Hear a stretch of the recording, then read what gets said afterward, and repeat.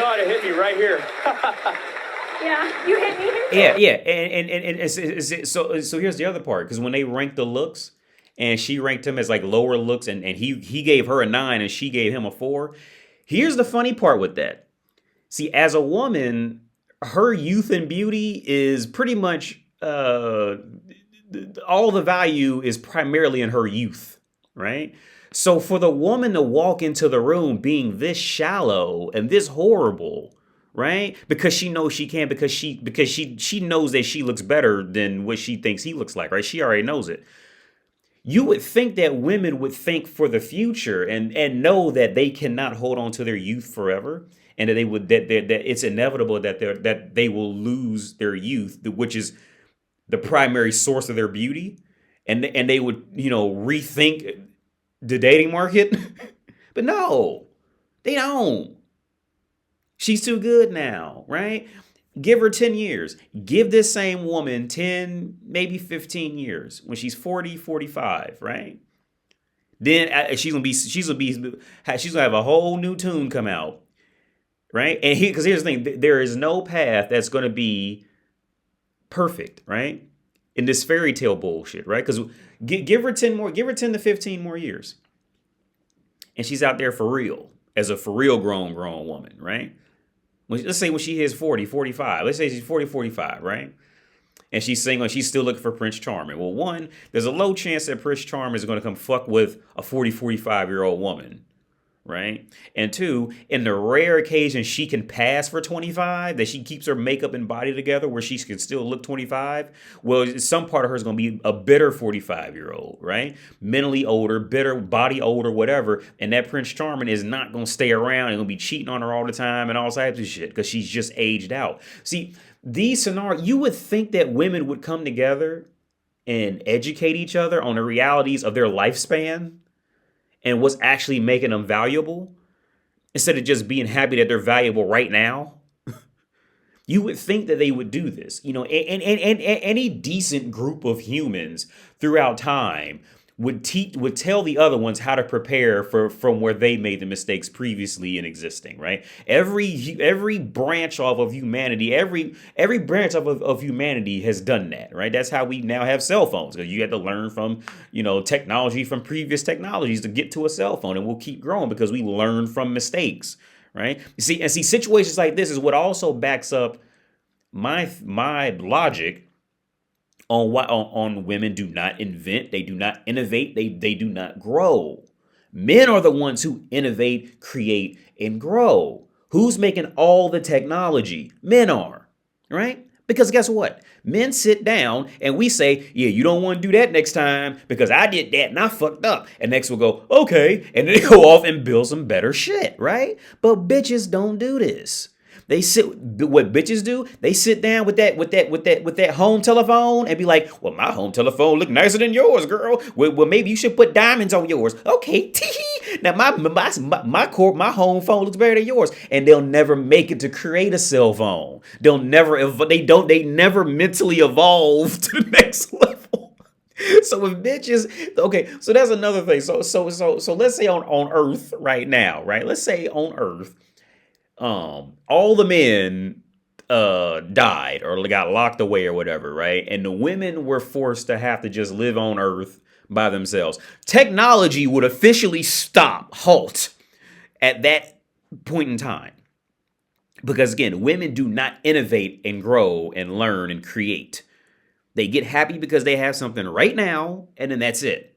They don't think 5 minutes in the future unless it's how to get something out of a man. There's no thinking 5-10 minutes in the future. They don't do it. The majority of them just will never ever grow to this sense of thinking, right? There are some, and some even know how to talk the lingo, but they're just lying. But there's some who will genuinely do it, right? But yeah, so this backs up my theory on why women on men are the ones who are actually innovating and growing and learning shit, right? And some men, they get stuck at separate levels too. But on the overall scheme of things, men are the one who are inventing. Men are the one who are creating. Men are the ones who are innovating and growing technology, while woman sits around and waits for the man to go do it, right? This is just the reality of it. But yeah, back to her. Let's hear her in about 15 years, and she gonna have a whole different tune. She gonna be dying for a man like him in 15 years and won't be able to keep him. Yeah. Really sweet.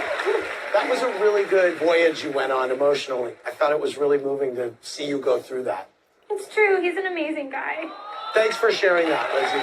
And she's still single, being tossed around on Thanks, Tinder. Lizzie. We've met Adam's first 2 dates. Let's remind you who Adam went out with next. Okay. Now, I see her making it work. I can see her going ahead and making it work because she's on that path to just make something happen, right? I wouldn't be surprised if she just makes it work. Exotic Spanish-speaking Daisy. Hey, Daisy. Hi. Hi. Hi, Adam. Hi. You look beautiful. Thank you. Love the dress. Thank you. Thank you. What was your first impression of Daisy?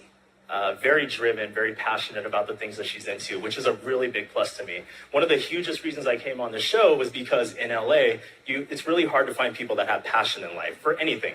It's like I just go to the gym and I go to work and then I come home and that's it. So I really want that passion, and Daisy has that passion. Daisy has that passion. We asked you to score each other based on your first impressions of each other's looks. Here's how Adam scored Daisy.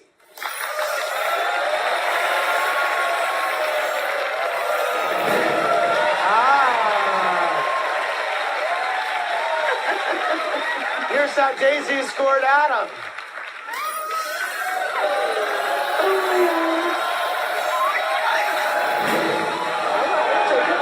Take it? Yeah, absolutely. All right. So, Daisy, where'd you go first on the date? We went to the Huntington Library and Botanical Gardens. I love museums, and it's basically my happy place, so I thought I would share the experience with Adam. Were you nervous? Were you comfortable? I was nervous. She even pointed it out at one point and told me very early on. But the conversation started to flow and the nerves started to subside, and I think we had a great time together.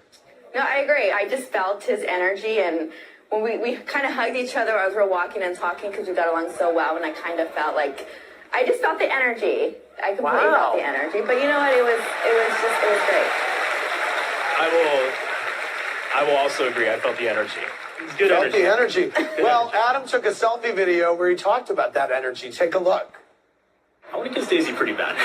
Have to wait and see. I think she wants the same thing, but we'll play it out and see how the night goes. Wow. All right. Guess what?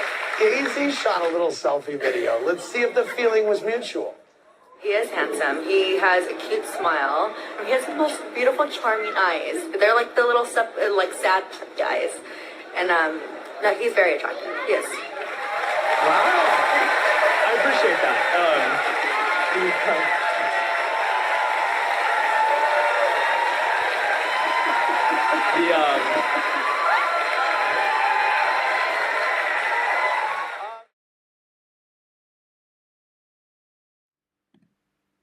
Both. As they should be. We are amazing together, right? Yeah.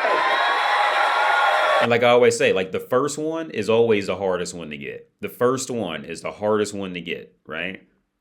Now, don't get me wrong. I'm still sticking to what I said earlier. By the time a woman has to go on a dating show to find a man, she has fucked up copious amounts of options, dude.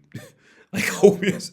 Like at this point, she is fucked up. But again, the hardest thing to do when you're in a dating market is to get that one. You have to get that first one and be seen and known and heard with her. And that's how you start it, right? That's how you start,